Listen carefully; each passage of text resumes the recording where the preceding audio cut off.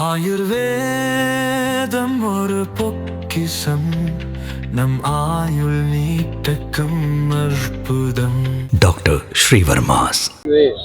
இந்த மத்திய பட்ஜெட்லேயே மத்திய நிதியமைச்சர் நிர்மலா சீதாராமன் 7500 கோடி ரூபாய்க்கு ரயில்வே துறைக்கு பணம் ஒதுக்கியதாக செய்தி வந்திருக்கிறது. ரயில்வே துறை அமைச்சரும் சொல்லியிருக்காரு. மத்திய அரசு மோடி அவர்கள் பொறுப்பேற்ற பின்பு காங்கிரஸ் ஆட்சியில் இருந்ததை விட அதிகமான நிதிகளை ஒதுக்கி தமிழ்நாட்டின் வளர்ச்சிக்காக எடப்பாடியார் குரல் கொடுக்கிறார். தமிழ்நாட்டின் வளர்ச்சிக்காக மத்திய அரசு பணம் ஒதுக்குவதைத்தான் எங்களது பொதுச்செயலாளர் எடப்பாடியார் வரவேற்கிறார். இவர்கள் சொல்வதைப் போல அதிமுக எப்போதும் யாருக்கும் அடிமையாக இருந்தது கிடையாது. இவர்கள் தான் தங்களை காப்பாற்றிக் கொள்வதற்காக, தங்கள் ஆட்சியை காப்பாற்றிக் கொள்வதற்காக, தங்களுடைய நிலைமைகளை தக்க வைத்துக் கொள்வதற்காக டெல்லிக்கு சென்றால் மத்திய அரசுக்கு அடிபணிவதும், தமிழ்நாட்டுக்கு வந்தவுடன் மீறி பேசுவதும் வழக்கமாக திமுக வைத்திருக்கின்றது. ஆகவே அடிமை யார், அன்போடு இருப்பவர் யார் என்பது தமிழ்நாட்டு மக்களுக்கு தெரியும். நாங்கள் அதிமுக பிஜேபி ஒரு அன்பான கூட்டணி. திமுக வைத்திருக்கின்ற காங்கிரஸ் கூட்டணி தான் ஒரு அடிமைத்தனமான கூட்டணி. இது இன்றைக்கு தமிழ்நாட்டு மக்கள் உணர்ந்திருக்கிறார்கள். ஆகவே தேர்தல் நேரங்கள் இது போன்ற வதந்திகளை, இது போன்ற குற்றச்சாட்டுகளை சொல்வது திமுகவுக்கு வழக்கம். இதெல்லாம் மக்கள் ஏற்றுக்கொள்ள மாட்டார்கள். சிவகங்கையில விஜய் தொடர்ந்து அதிமுக ஊழல் கட்சி அப்படின்னு சொல்லி ஊழல் கட்சி அதாவது கனிந்த மரத்துல தான் கல்லடி விழுவும். கனிந்த மரத்துல தான் கல்லடி விழுவும். ஏன்னா அங்கேதான் பழம் இருக்கு, அங்கேதான் பறவைகள் வரும், அங்கேதான் இலைப்பாரும், அங்கேதான் பழத்தை கொத்தி சாப்பிட வரும். அதை பற்றி தான் குறை சொல்வார்கள். இன்றைக்கு எங்கே எடுத்தாலும், எந்த பத்திரிகை எடுத்தாலும், எந்த யூடியூப் சேனல் எடுத்தாலும், எந்த நடுநிலையாளருடைய விவாதங்கள் எடுத்தாலும், எந்த சமூக ஆர்வலர்களுடைய பேட்டி எடுத்தாலும் அதிமுக கூட்டணி தான் முன்னிலை, எடப்பாடியார் தான் முன்னிலை, முதலமைச்சர் வேட்பாளர் எடப்பாடியார் தான் என்று பெருவாரியான பத்திரிகை கணிப்புகள் இன்றைக்கு வந்து கொண்டிருக்கிறது. இதை பொறுக்க முடியாதவர்கள் சொல்லுகின்ற பிதற்றலான வார்த்தை தான் அதிமுக ஊழல் கட்சி, அதிமுக ஊழல் கட்சி என்று சொல்லி. ஏன்னா எங்களுடைய பொருளாளர் திண்டுக்கல் சீனிவாசன் சொன்னதை போல திரைப்பட 200 ரூபா டிக்கெட்டை 2000 ரூபாய்க்கு விற்பவர்கள் எல்லாம் யோக்கியர்களை போல அதிமுக நாங்கள் என்ன தப்பானவர்களா? புரட்சித் தலைவர் எம்ஜிஆர் நடிகராக இருந்தார், அரசியலில் நடிக்கவில்லை, அரசாங்கத்தில் நடிக்கவில்லை. இன்றைக்கு வரக்கூடியவர்கள் நடிகராக இருக்கிறார்கள், அரசியலில் நடிக்கிறார்கள்.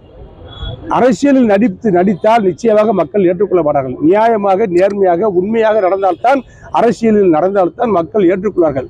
இன்றைக்கு அதிமுக தலைவர் எங்களுடைய பொதுச்செயலாளர் எடப்பாடியார் உண்மையான கருத்துக்களை சொல்கிறார், உண்மையான நிலவரத்தை பேசுகிறார்.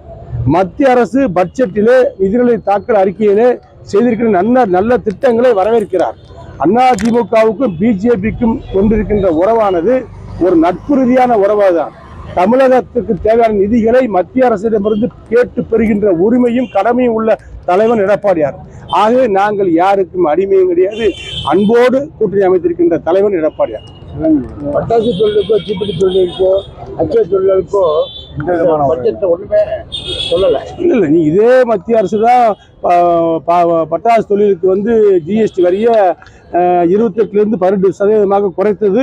எங்களுடைய பொதுச்செயலாளர் எடப்பாடியுடைய வேண்டுகோளை ஏற்று நான் தான் சென்னை டெல்லிக்கு சென்று அன்றைய நிதியமைச்சர்களையும் மற்ற அமைச்சர்களையும் தொழில்துறை அமைச்சர்களெல்லாம் பார்த்து பேசி, எங்களுடைய அன்றைய அமைச்சர் ஜிஎஸ்டி கவுன்சில் அமைச்சராக இருந்த ஜெயக்குமார் அவர்கள் நானும் சென்று எங்களுடைய எம்பி அண்ணன் தம்பித்துறை உணர்வு கூட ஜிஎஸ்டி வரியை குறைத்து எங்களுடைய பொதுச்செயலாளர் தான் எடப்பாடியார் தான் ஏற்பாடு செய்தார். அதே மாதிரி தீப்பெட்டிக்கு நாங்கள் தான் குறைத்து கொடுத்தோம். ஆகவே நாங்கள் கேட்கின்ற, எடப்பாடியார் சொல்லுகின்ற கோரிக்கைகளை நிறைவேற்றுகின்ற இடத்தில் தான் மத்திய அரசு இருக்கிறது. பிரதமர் நரேந்திர மோடி இருக்கார்கள். ஆக என்ன தேவையோ தமிழ்நாடு அரசுக்கு, தமிழக மக்களுக்கு அதை செய்து கொடுக்கின்ற தலைவர் எடப்பாடியார் தான். ஆகவே தமிழ்நாட்டினுடைய தேவைகளை பூர்த்தி செய்ய வேண்டும் என்று சொன்னால் மத்திய அரசினுடைய அனுகூலமான அணுகுமுறையோடு பழகக்கூடிய ஒரு பண்பாளர் தமிழ்நாட்டின் முதலமைச்சராக வர வேண்டும். அவர் யார் என்று சொன்னால் அதிமுக பொதுச்செயலாளர் எடப்பாடியார் தான்.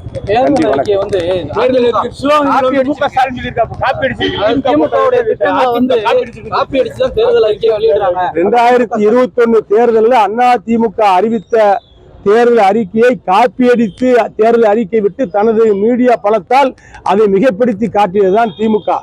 நாங்கள் அதிமுகவுடைய தேர்தல் அறிக்கையெல்லாம் தமிழ்நாடு முழுக்க இருக்கின்ற மக்களிடத்திலும் சமூக ஆர்வலர்களிடத்திலும் எங்களது தேர்தல் அறிக்கை குழு போய் பார்த்து பேசி அவருடைய கோரிக்கைகளை, மனுக்களை பெற்று அதை பொதுச்செயலாளர் படித்து பார்த்து அதற்கான ஒரு தேர்வுக்குழு முடிவு செய்ததைத்தான் எங்களுடைய பொதுச்செயலாளர் தேர்தல் வாக்குறுதியாக அறிவிக்கிறார். இதில் எங்கேயும் திமுகவுக்கு கிடையாது. திமுக கொடுத்த வாக்குறுதியில் எதையும் நிறைவேற்றவில்லை என்ற குற்றச்சாட்டில் இருந்து தப்பிப்பதற்காக திமுக ஓடுகின்ற நாடகம்தான் எங்களது கோரிக்கைகள் எங்களது அறிக்கைகள் என்று சொல்லுவதெல்லாம் மக்களை ஏமாற்றுவதற்கு. இனிமேல் தமிழ்நாட்டு மக்களை திமுக தலைவராலோ திமுக கட்சி தலைவர்களாலோ திமுக கட்சியாலோ ஏமாற்ற முடியாது.